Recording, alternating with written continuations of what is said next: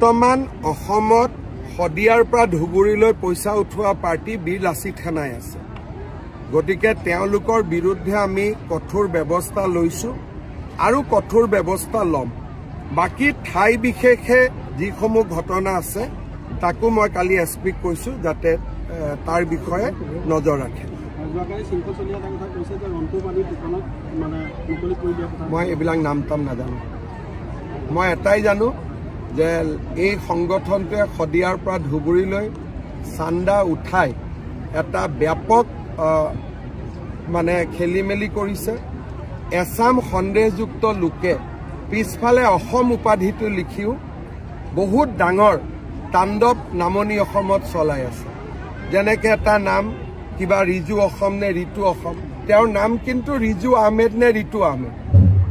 অসম নামটো লগাই এতিয়া গোটেই মানুহক বিপথে পৰিচালিত কৰাৰ কামতো তেওঁলোক লাগি পৰিছে, বিশেষকৈ নামনি অসমত। গতিকে এই সংগঠনটোৰ বিৰুদ্ধে চৰকাৰ কঠোৰ হৈছে আৰু কঠোৰ হ'ব।